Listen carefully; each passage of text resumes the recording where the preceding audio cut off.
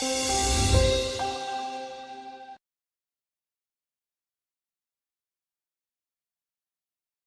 of all, what is the no-do gap? Well, I like to think of it as the difference between what providers know and what they do. Now, if you were my students, you would be rolling your eyes and saying, well, duh, that is what it is. But you might want to know, who cares about this no-do gap? Well, actually, this kind of information is of interest to various people working in the health field.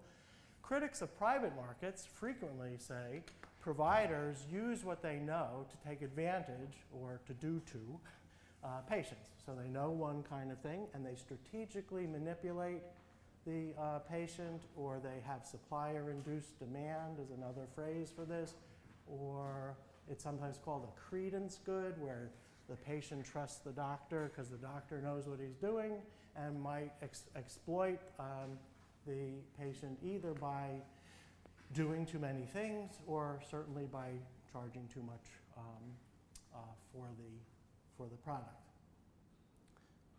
I actually believe this is true in hospital care, which I'm not going to get into at all. I think the scope for this is a little bit limited in primary care. Exactly how much are you going to steal from someone who has a cold? But this is frequently considered the primary market failure in medical care. So critics of private markets are interested in the no-do gap because they think that doctors will exploit the patients. Critics of public provision might like to know about this because providers might know a great deal. They're real MBBS doctors in public clinics, but maybe they don't do too much. So again, we're interested in what people know and what they end up doing. And then everybody interested in the quality of medical care should be concerned with this problem too, because it's the actual advice that is given in any particular transaction between a patient and doctor that matters, whereas frequently, since quality is sort of hard to measure, we frequently use very imperfect measures like the existence of certain kinds of infrastructure or the presence of a stethoscope in a clinic, or the credential of the provider. But what we're really interested in is we're hoping that those are proxies for actual accurate medical advice. So at least the do part we're very interested in, and we think that knowing, possibly via training, lots of times training is considered the best intervention, might explain exactly what happens in the clinical interaction. So we got this no-do gap. How do you measure it? On the no side, pretty standard by now, fairly standard technique is to use vignettes, which are interviews, which are really just a patient, an interviewer coming in, acting like a patient, no deception, the doctor knows that it's just an interviewer, and presents a hypothetical case. The interviewer is trained to know how to field questions that the provider might ask in order, based on an underlying condition that we assume, that we have as the assumption in this case. Jishnu and I started doing this in Delhi quite some time ago, it was now used in this rural sample that I'm about to describe. No deception, yeah? No deception versus deception changes things? Well, we don't know. In fact, that's something that... That's a great question. Yeah. Hold on. Raise it when it comes up. Paper where she does deception. Oh, well, the next one's deception. So on the no side, it's... I'm not too worried about deception on this. What do doctors really know? I don't care if they try really hard during the interview. We're trying to get at exactly how much they know. And if they try really hard, fine. That's sort of the point. The next one is how do you measure what they do? That one's much trickier and has all kinds of problems associated with it. In the Delhi work from some time ago, what do meant was we had students sit in doctors' clinics and just sort of write down everything that happened in the transaction, how long it took, how many questions they asked, if they asked for money, which of course private doctors did, how much, what did they prescribe. If they didn't say, they just handed a packet, they would write that down. But they weren't doctors. We couldn't put a doctor in an ethical bind of watching something really bizarre happening and not being able to intervene. So these were just students writing stuff down. This one's much more sophisticated, and that's where actors were used. This is real deception. To pretend that they had a health problem. They would show up at the clinic, and again, they were trained to answer questions as they arose. Sometimes this is kind of fun to design because there's lots of different kind of providers in India, so that you have to know something about what an Unani provider might ask without screwing up the whole thing, is sort of an uninformative answer to a Unani or an Ayurveda. So that they ask, well, what did you eat last night? I mean, you come in and you're trying to say that the problem is tuberculosis in the Delhi case, and someone asks, what did you eat last night? You wouldn't necessarily know what the right answer was, so we had to do a little bit of research saying something completely uninformative about in the Ayurvedic scheme. It was usually dal and rice. Didn't tell anybody anything. So.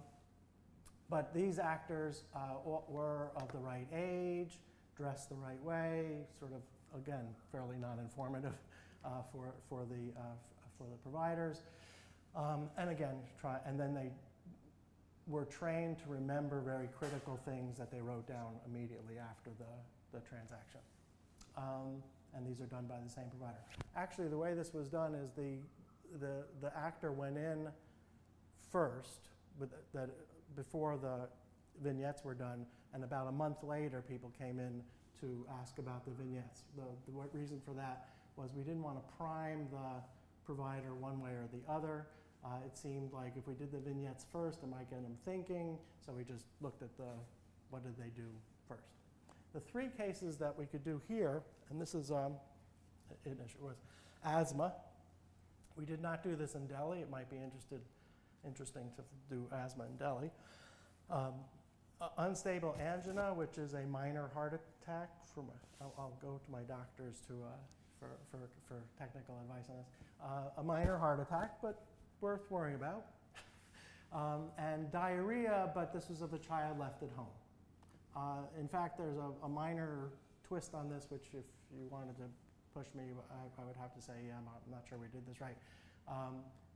A lot of doctors said, well, I have to see the child, which was actually a good thing, but most of them didn't. Now, why did we pick these? Well, we have an actor going in facing a real doctor. Obviously, they can't go in with compound fractures. That would be unethical too. And they can't go in with something that has obvious symptoms. It's really hard to go in pretending you're a TB patient if you're not coughing. In any case, there's limitations to what you can do with different measuring different things. These seem to be relatively straightforward that an actor could, in fact, pretend to have. Where was this done? Oh, this is Madhya Pradesh. These are the 5 districts that were selected for work. The little dark splotches are the sampled villages. I don't know what that pink stuff is. I presume the lines are all roads. This is something I got from Jishnu, and I didn't push too hard, but this is where the study was done. And this you don't have to look at. First of all, you can't look at it. In fact, I can't even look at it. But they wanted to make sure that you understood precisely how much work went into the selection of the doctors. What I'd like you to get out of this slide, if you can read it at all, is the last couple of entries, which is everybody worries about how many providers are in a village with people in rural areas. But in fact, that wasn't the only thing that's relevant. What's relevant here is figuring out what the right market is. And the right market might not be immediately in your hamlet. It could be somewhere farther away. And in fact, what they did was they started with a census of every provider in villages. That's a fair amount of work. I can brag about the work because they did it, I didn't. And then they had a household census in the same villages and asked everyone where they got sick or where they went to when they got sick last time in the last month. Just and I with Carol, Paramo Sanchez, have a paper about why the recall period should be very short for poor people, and this was a longer recall period than necessary. But in any case, we wanted to find out where people went. If more than 5% of the people went to a particular provider, then they went and found them wherever they happened to be, and usually, yes, these clusters of doctors would be on highways near the village. So the relevant market is not just people who happen to be sitting within a few yards of you. It's also people who who the villagers generally go to. As an example, there are 100 villages in the study, and in 2 of the remote districts, I guess it's Jabal and Jabra and Shabal. What are they? Shadal and Jabra. This is a map of the blue splotches are the panchayats, and the red circles are the providers. These are relatively remote areas in Madhya Pradesh, particularly Shadal way over in the east. And you see that there are at least a few providers in almost all of the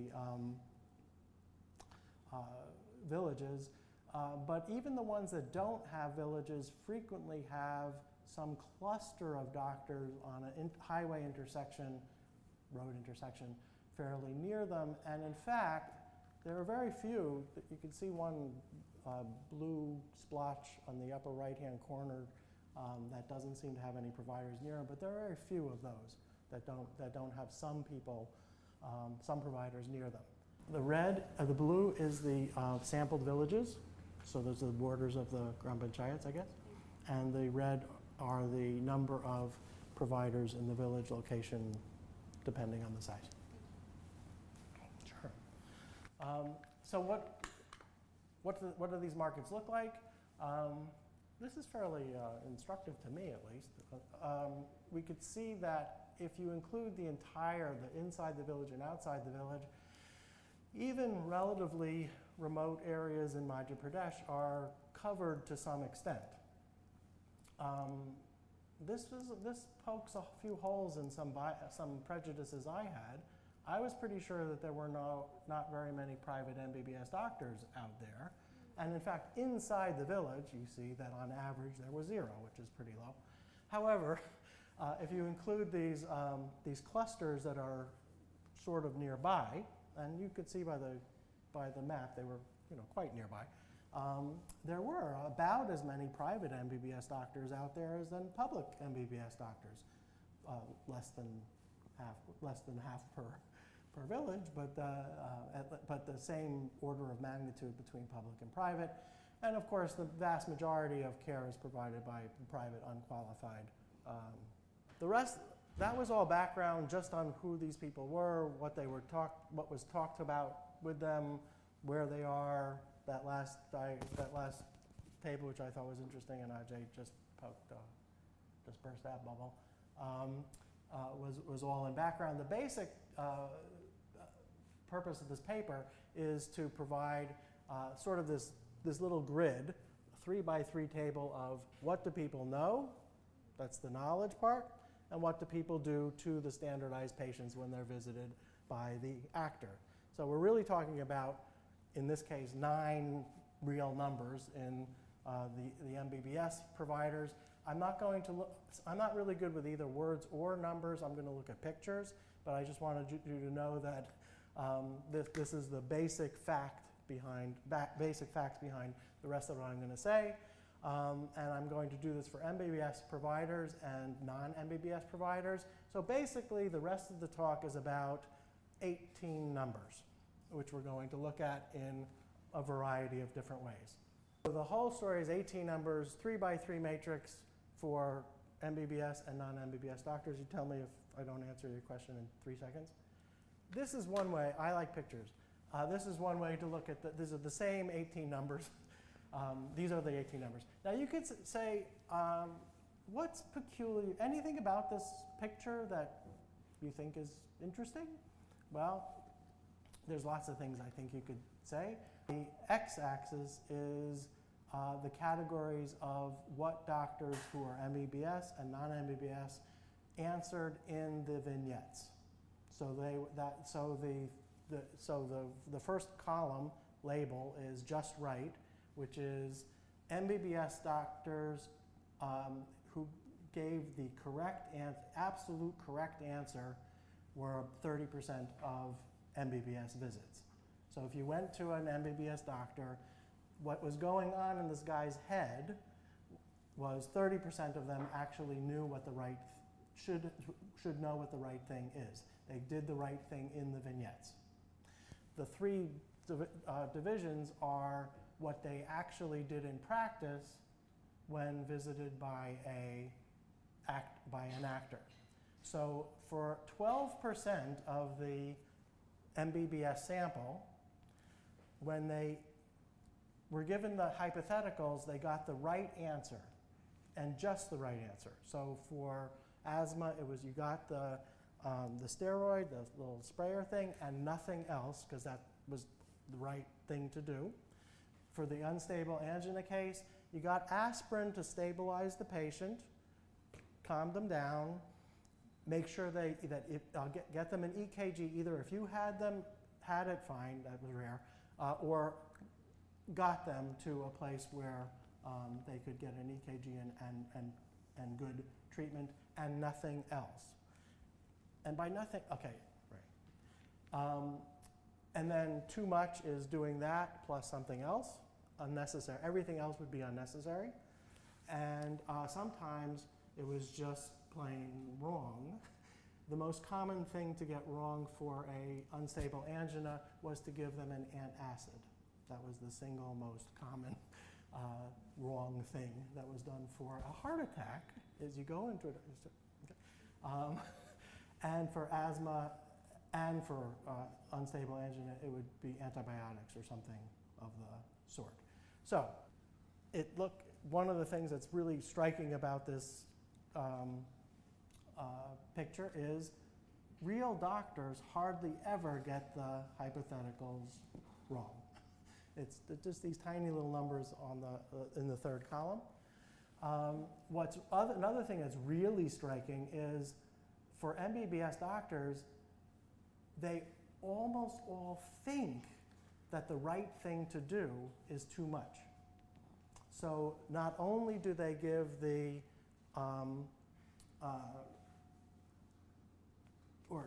aspirin, but they might give several other things on top of it because they think it's the right thing to do. In the hypothetical, they said that the right thing to do was actually too much, as judged by a panel of doctors that helped with the development of the script. So the other one thing that would strike you on this should be that center column for MBBS is so very big. More than 60% of doctors actually think it's right to do too much. On the non-MBBS, that's a little bit more of some of this, some of that. I guess one of the things you might be interested in is while the MBBS doctors almost never got the wrong answer in the hypotheticals, some of the non-MBBS doctors did get the wrong answer in the hypothetical, something just over 20%. And that's something that's sort of striking. I guess that's good in the sense that there's a purpose for medical school, such that more people get these things wrong when they don't go to medical school. And perhaps that's not too surprising, but at least it is sticking out in this diagram. This might be more interesting for most people. This is sort of what happens when you go to an MBBS doctor or a non-MBBS doctor. This is what actually gets done to you.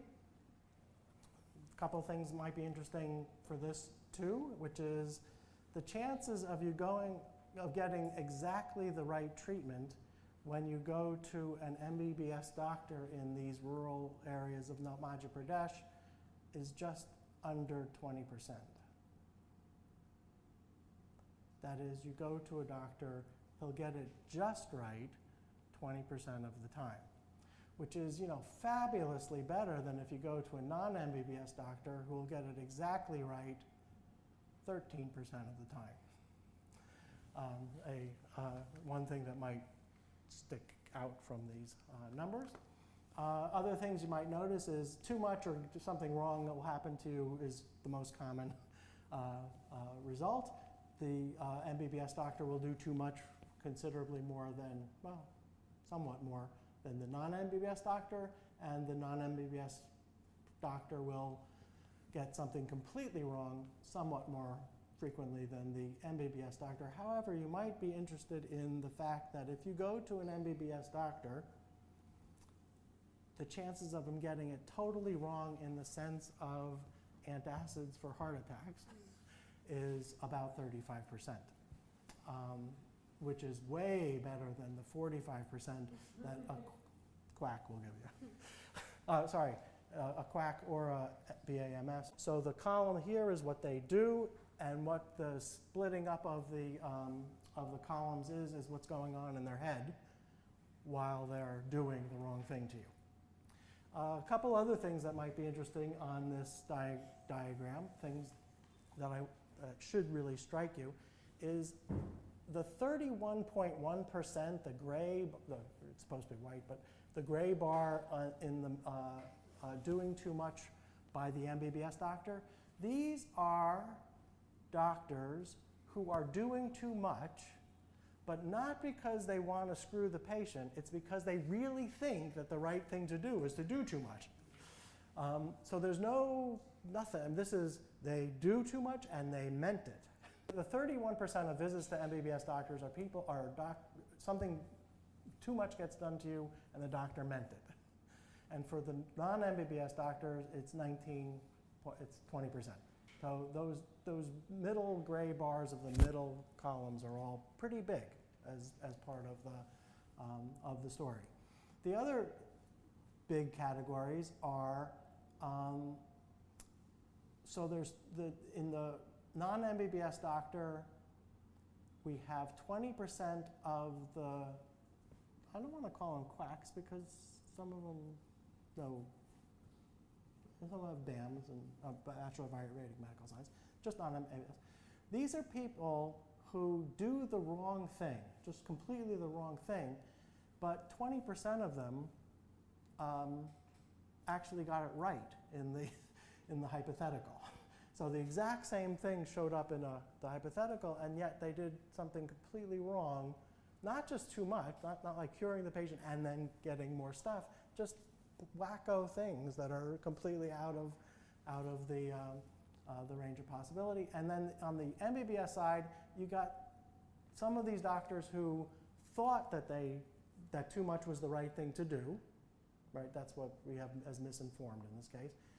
But even though they might know what the right thing to do and then add stuff to it, they just didn't get it at all in the actual patient showing up. That was 22% of real doctors know to do something right, and if you added it to the people who actually knew exactly what right, that's 34% of those visits are a doctor who gets it wrong, even though in the hypothetical they know at least to do it right and add some stuff to it, or to do it completely right. 34% just get it wrong anyway. So there's a whole bunch of stuff that's interesting in these pictures, I think. All kinds of big things that sort of characterize the market of what doctors are knowing and doing. But what do we think is the big market failure in primary health care? It's that strategic manipulation. The doctors know and they exploit this and they get all this stuff and they tell patients to do too much, and it's because they know and they are exploiting this informational advantage.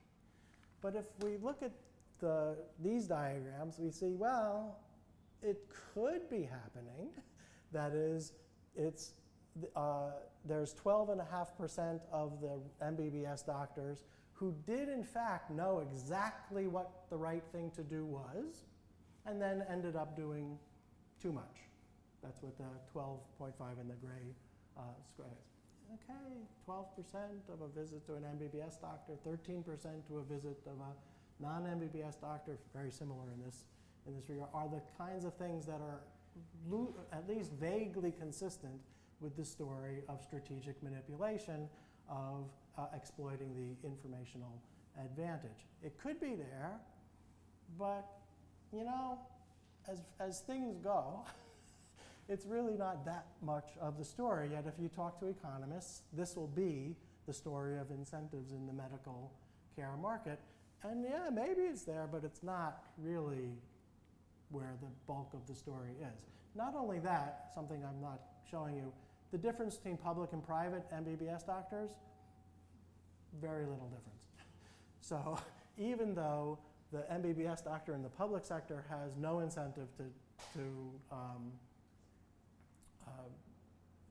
do too much, they do it anyway. And the private doctors have every incentive to do too much, and they do it a little bit more, but actually not statistically different because the sample sizes are fairly small, than the public doctor. So even if it was potentially strategic manipulation, since the differences between public and private on this one are kind of minor, it seems to be a really small part of the story instead of the whole story, which we usually get if we were to read the literature. I think that was kind of interesting. Here's a couple other numbers. This is, you actually get something wrong. When you go to the MBBS doctor, the MBBS doctor will do something wrong to you 35% of the time. What's going on in this person's head? Well, is that 12%?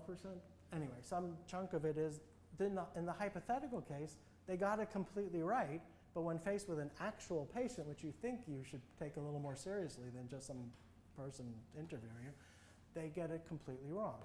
Similarly, 22% got it right, plus some extra stuff, which at least would help you with your problem. But even they get it just completely wrong. And on the non-MBBS, the totals, 20 and 11 is very close to 12 and 22, so that you get the same kind of thing where in both MBBS and non-MBBS doctors, you get the wrong thing done to you, even though they have a vague sense of what, or a very accurate sense of what you have if they put in the effort. Of course, on the non-MBBS, you also get that 16% who just didn't know in the first place and don't do it right in the second place. So this starts you thinking of what are all the different problems that might be going on in this medical marketplace, and not too many of them sound too much like that supplier-induced demand. One of the things that could be causing this is simply not enough effort. So the orange distribution is the density function for time spent in consultation during the standardized patient visit. You might notice that the mean is, what would you say, 3.5 minutes? 3.5 minutes, 3 minutes? That's the mean. Of course, some people spend 10 minutes over there. So obviously the other measures of central tendency might be somewhat lower. The median is something in the neighborhood of 2. And if you notice that modal point, the peak of where the single most common visit lasted approximately a minute. Remember, one of these cases was someone coming in saying, my chest is hurting, which might lead you to think something wrong is with the patient. And the blue line but they're not spending very much time, and they're not asking a whole bunch of questions such that they could possibly figure out what's wrong with the patient. And the blue line, just as an interesting illustration, is something that's very highly correlated with getting the right answer, the right treatment, is how many of the appropriate questions actually get asked. And this is the function this is the function of time for the number of correct questions asked. And as you see, it's quite steep in the beginning. The first couple questions, the first couple minutes really do get you a lot of answers, but it's pretty reasonable, more and more correct, relevant questions, even in the range of 5 to 10 minutes, which may not surprise you because you probably spend more time with it than 5 or 10 minutes with your doctor, but not patients in rural Madhya Pradesh. In the blue columns are how much time did it take to do those hypothetical interviews. Now this isn't really fair because an actual person in an interview, it's not quite sure which one should be faster or slower, but you see that for real MBBS doctors, they spent it took about 6 minutes to do each of the hypotheticals. Fair amount of time, asked a bunch of questions, sort of as you notice, they always got the right answer. Took them about 6 minutes. But when you go send in an actor, what they get in the public clinic is definitely less than 2 minutes. And for a private MBBS doctor, they do much, much better. You get a whole 3 minutes out of them.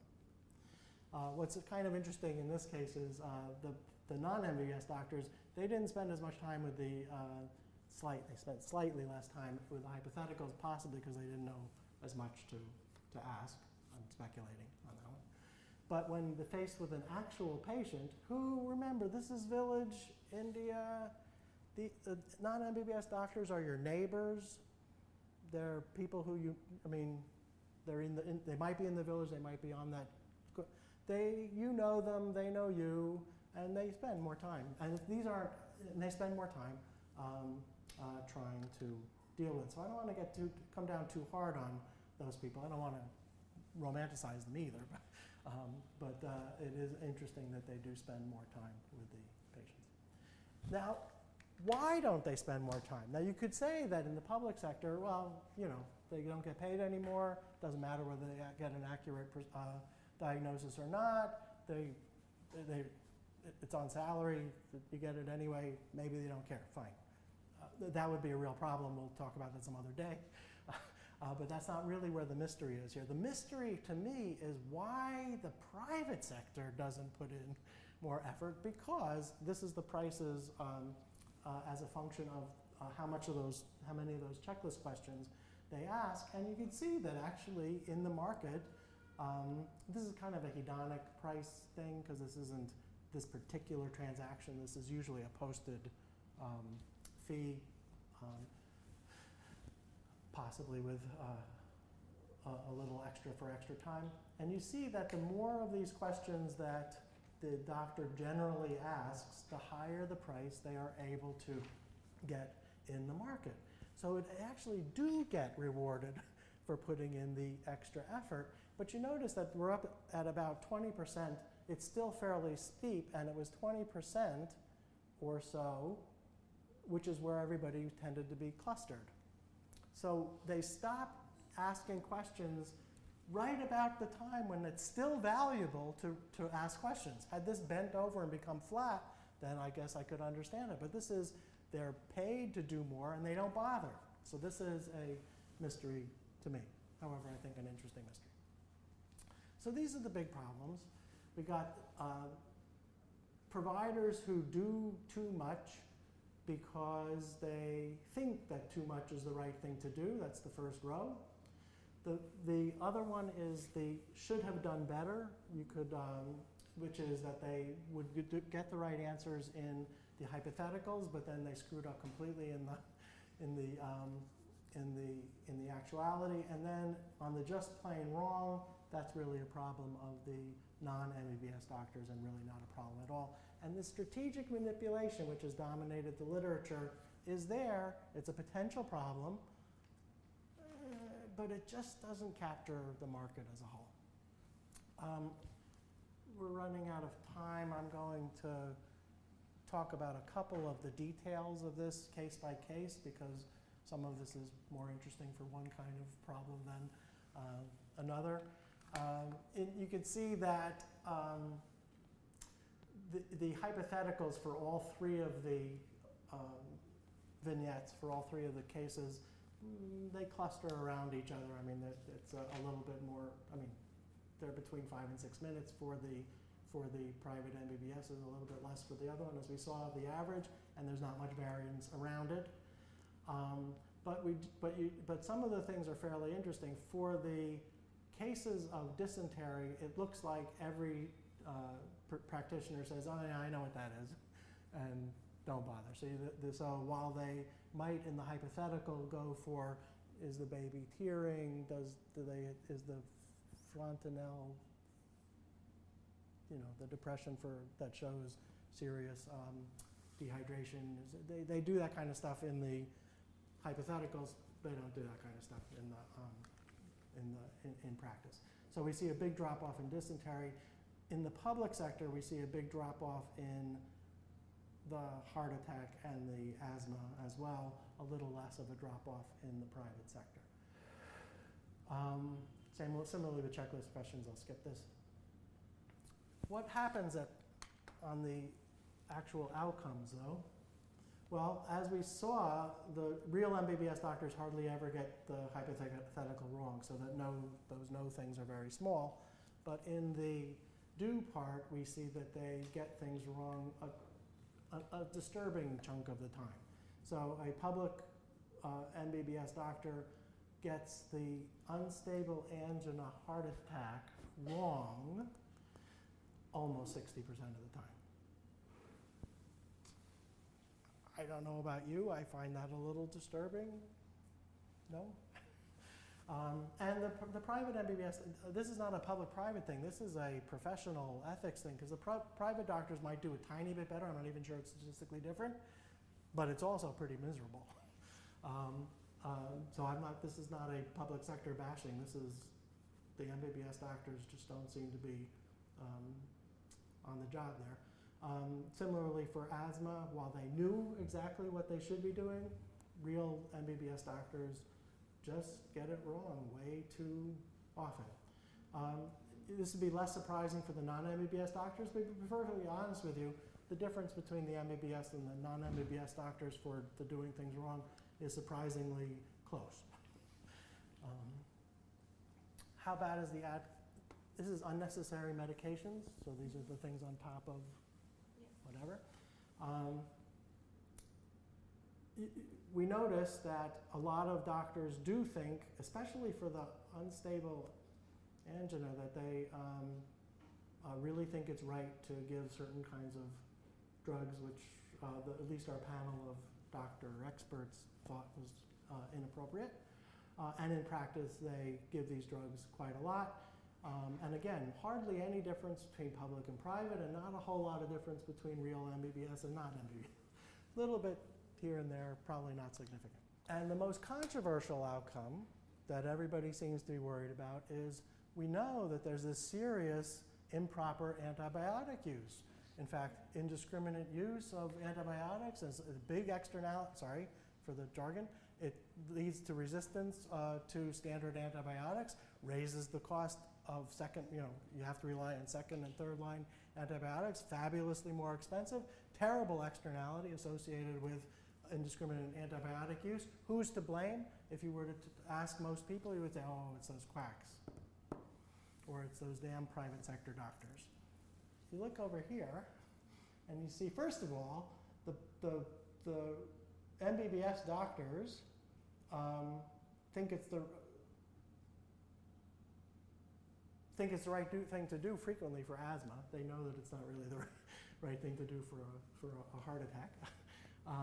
But still, antibiotics for asthma. So we see that in practice, it doesn't matter whether you're public or private. All MBBS doctors seem to be giving way too many antibiotics in obviously wrong settings, and in fact, more so than the non-MBBS doctors. Now some of that might be a real Ayurveda who actually there's not too many of those, but who actually only does Ayurvedic, of course, isn't going to give antibiotics, but most non-MBBS doctors give antibiotics anyway. But in any case, it is not because they're doing it as opposed to a trustworthy public MBBS doctor. It's all doctors are giving too much, and more so than the non. Okay, so this leaves us with a whole bunch of puzzles and questions. I don't want to overstate what this thing is. I showed you 18 numbers. That's all I did. It was people got questioned and then they got tested by the visitor.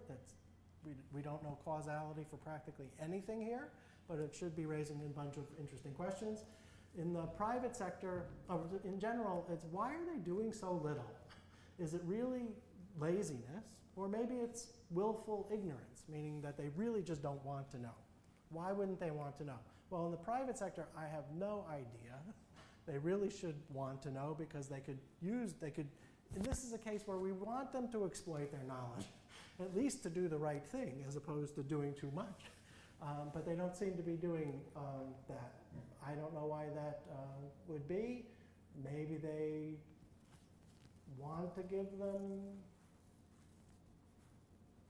a bunch of drugs, but they end up doing the right thing because it would feel guilty. I don't know. I have no idea. I'm making that up. Why they would ever want to give the wrong advice, I don't know. In the public sector, it could be lack of motivation, but it could also be that if they asked a bunch of these questions, they would actually feel obliged to treat them, and if they didn't have the drugs on hand or something, they can't do anything about it. Maybe that's, both of those are pure speculation. All I know is they're not finding out the right thing to do, even though we know they're capable of doing it. You can speculate as well as I can as to the reasons. The other thing that people come up with is maybe there should be more training. Doesn't ring true. We saw that the MBBS doctors got the hypotheticals right all the time. So what are you going to train them to do? They already know. And they still get would it be training to try to care for the fact that you're seeing a patient? Is that something you need to be trained for? For MBBS doctors, the training seems, anything after their training, after their degree seems irrelevant. Now it's possible that there is a deep policy question as to why did they think that antibiotics were the right thing to do for asthma. I mean, this is a really weird thing. They really did say this is the right thing to do. It really isn't the right thing to do. There might be something going wrong with medical education. Maybe this is something that we can examine in future. For non-MBBS doctors, there is scope for improvement. I'm running out of time, so I'm not going to go into it. We did a bunch of things trying to figure out for the non-MBBS doctors, can we predict what they do as a function of what they know? And it turns out to be a much harder question for econometric reasons than is even worth going into. It turns out to be that the answer is 40% of new knowledge does in fact translate into action. I don't know if you think that's a large number or small. In any case, this would be a whole extra paper on the econometrics of this data, and I don't really want to go into it. It is possible that there are things that you can do for non-MBBS doctors to get them to do the right thing, and it might actually translate into better treatment. But as far as we see, there's not much you can do for a real doctor. They already do know, and they're not behaving properly. So the conclusions are, frankly, we really don't know what the market for medical care looks like in most places. We saw from that map, there's lots of providers. Public share of MBBS doctors in the middle of nowhere in eastern Madhya Pradesh is about the same as the private share. We didn't know that.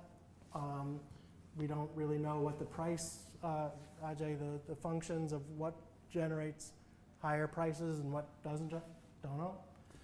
And the quality, we don't know much about that either, but it certainly doesn't look very good. And we know, not only don't we know these things, but we know much less than we think we do. This asymmetric information thing gets bandied around all the time, and it might just not be that big a deal at primary care level. It might be a tremendous thing in hospital care, where the scope for exploiting patients is just vastly greater than. You come in with asthma, you're not about to make 2 lakh out of this patient, right? You go in with something that requires a hospital stay, and you may very well get.